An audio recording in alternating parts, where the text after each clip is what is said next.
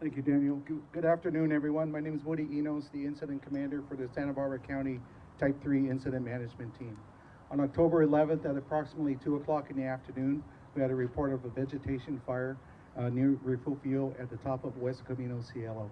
At that time, all units from the local area responded, including all the fire agencies from the Los Padres National Forest, Carpinteria, Montecito, Santa Barbara, including Santa Maria and the city of Lompoc. We are currently in command of the incident until approximately 7 o'clock this evening, where we'll be transferring command to a Type 1 Incident Command Team from the federal government, the United States Forest Service Team 1. For our operational update, I'll pass it over to Matt Ferris, who will give you the update on the fire. Good afternoon. Matt Ferris, I'm Deputy IC with the Type 3 Management Team. The fire currently is at 15,442 acres with 5% containment. Our operational objectives are high priority is to open up the Highway 101 corridor and the railway, as this is a common commerce avenue and is high priority for our incident. Right now we're able to get aircraft on the upper end of the fire with retardant. We are unable to drop down the sides, east and west, because of the turbulence and the high wind velocity. But as soon as that becomes available, we will be doing further operations in that field. And a report. Thanks, Chief. Up next, we're going to have the Los Padres Forest Fire Chief, Jimmy Harris, speaking. Good afternoon. I just wanted to say a couple things, express my appreciation for the, excuse me? Okay. Just want to express my appreciation for the really good initial attack that we had on this incident. It started at 2 in the afternoon, and by about 3 in the afternoon, we had all the local county, local government, and federal chiefs in place on the incident, all wanting to do everything they could to put this fire out as soon as possible. So Woody Enos is the IC of the local incident management organization. They have about 12 personnel, super experienced, very qualified personnel who have done a fantastic job of minimizing damage from this fire as it comes down off the mountain and into the, all the way to the coast. Actually, it took about 3 hours for the fire to go from Camino Cielo down to the beach at Tejigas. So incredible challenges with incredible winds gusting up to 70 miles an hour, spot fires that were up to a mile ahead of itself going downhill. So very challenging and a very good job keeping everybody safe and preventing the damage that's been prevented. So the incredible partnerships with Santa Barbara County. We also have CAL FIRE engaged and supporting us, and then the local government with Montecito, Santa Barbara City, and Carpinteria. All those chiefs were present and have personnel here helping us. The second thing I wanted to say is the Type 3 organization that I mentioned only has 12 leadership positions. The Type 1 team that is here today and getting ready to transition and take command this evening has 58 leadership positions. So we've really increased the capacity to manage this incident. It is now over 14,000 acres and is going to be a challenge as the winds shift from the offshore winds that we know about, the sundowners, to this diurnal onshore flow that we could feel here at camp this afternoon. So as the wind shifts is actually the most dangerous time and critical time of the fire, because the fire will change directions on us. So I think we're well poised to address those challenges with the team that's come in and the small army of firefighters that we've amassed here on scene. We mentioned the challenges with the aircraft. Normally with a fire like this, you're used to seeing dozens of air tankers and helicopters flying around making the attack. They are all poised and ready to do so. Every time the wind lets up, they will be airborne. They will be fighting this fire from the air day and night as the wind allows. The turnaround time with Santa Maria Air Tanker Base to the incident to drop, reload, and return is 40 minutes. And so we're poised and ready to take advantage of that, and we'll engage from the air as best we can as soon as the wind lets up. Thank you. I'd like to now introduce 3rd District Supervisor Joan Hartman. Thank you, and thank you all for being here today.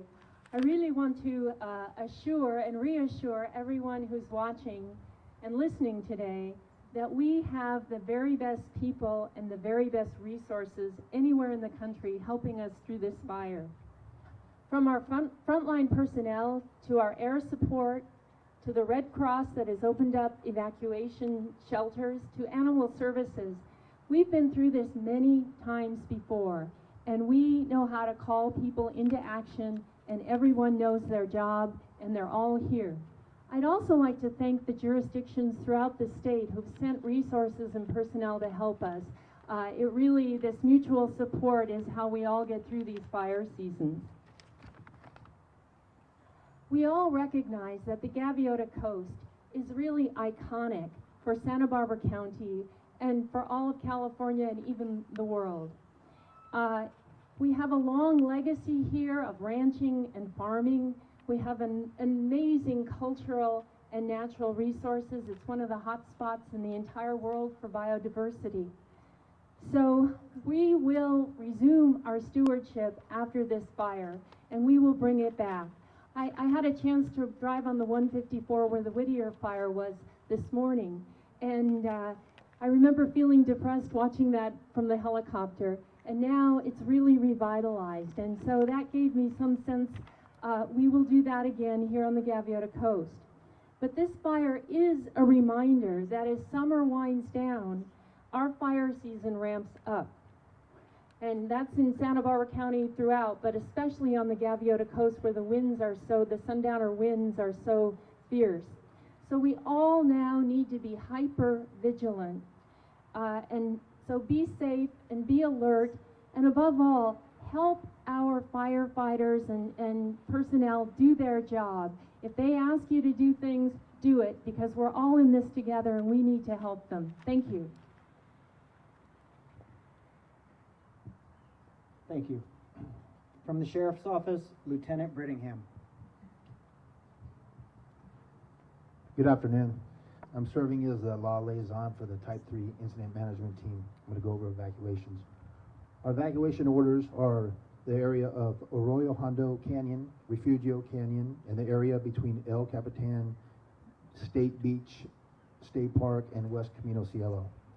Our evacuation warning is area number 1, area east of El Capitan State Beach Park, west of Dos Pueblos Canyon Road, and south of West Camino Cielo.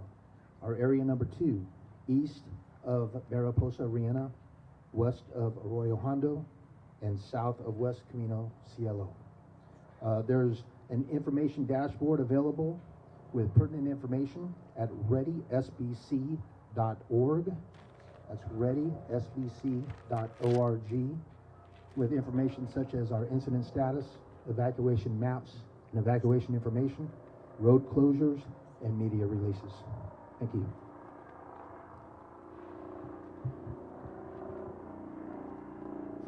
From Congressman Salud Carvajal's office, Wendy Mata. Good afternoon.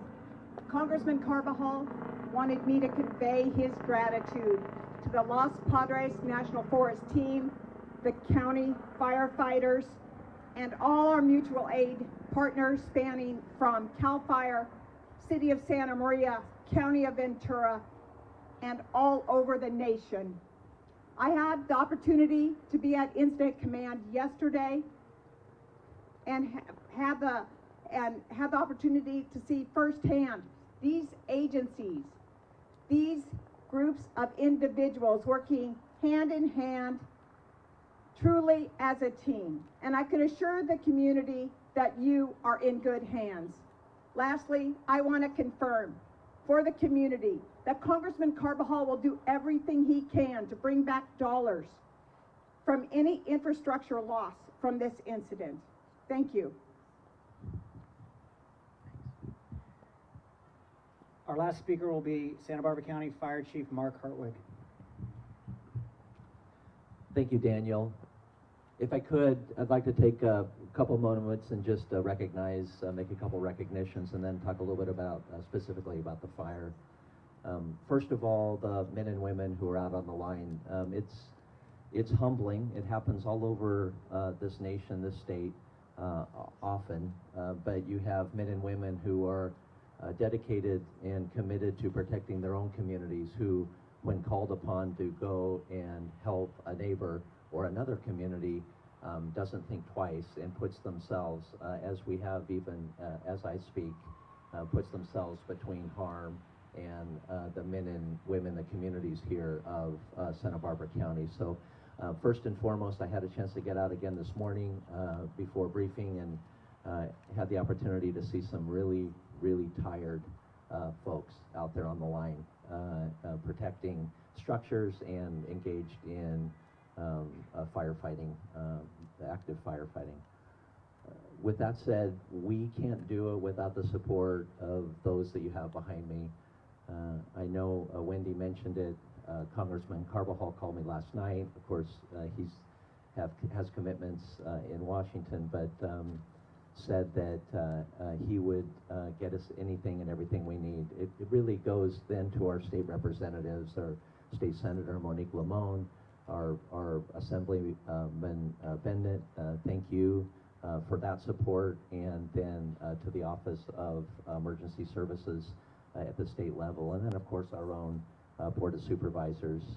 They routinely allow me to do whatever I need to do in order to protect the community here in Santa Barbara County. So thank you for all of that, and of course with support from the CEO's office, Mia Sato. We mentioned it earlier, none of us, either one of us that are standing here individually, the Forest Service, the State Fire Department, or the county, has the ability to fight a fire like this by ourselves. We rely on each other, and we don't look at boundaries in this county, which is somewhat unique. We help each other regardless of whose responsibility it is and whose jurisdiction it is. This was a great example. You had an initial attack response on this fire from no fewer than 5 different departments, and then immediately once we realized that this was going to move quickly and grow, the call went out to more firefighters and more departments. And so thank you to our mutual aid partners, thank you to our Unified Command partners for your willingness to look past the boundaries and help out. This fire specifically, I think Jimmy, Chief Harris mentioned it from the Forest Service. It was wind driven. All the way up until last evening, this fire was started up close to Alisal Lake on the Camino Cielo, and was driven by the wind to the ocean fairly quickly. It went through and past Tahiga's Recovery Center. That was, and you have heard much about that. That isn't just a landfill, and I'm learning a lot about that as a fire chief over the last few days, but that is a $150 million project to recover methane from organic waste. And protecting that has been a high priority of this incident, along with the oil production facilities along the coast, and the iconic coastline itself, and the state parks of El Capitan, Gaviota, and Refugio. We expect over the next few days to have some seesawing action. That's a very normal pattern here. We had a wind-driven event, and then we had a transition, what appeared to be this morning a kind of a very brief transition, and then we'll get an onshore flow.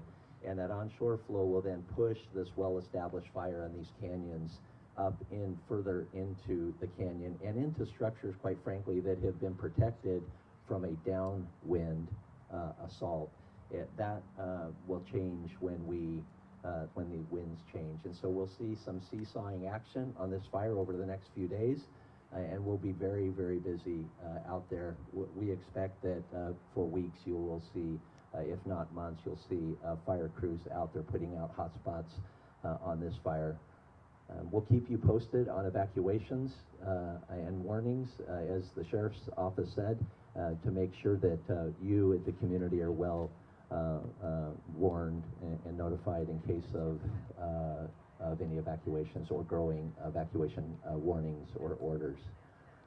Thank you, I think, lastly, to the community. The community here in Santa Barbara County supports firefighting efforts and the efforts to keep this community safe, as well as any community I've worked in through and am aware of throughout the state. So thank you for that. Daniel, I'll pass it on back to you. Thanks, Chief. So that concludes our press conference. If the media has any questions, feel free to sidebar with any of the folks standing behind me at the conclusion and or myself. So I'd like to thank everybody for showing up, and have a good day.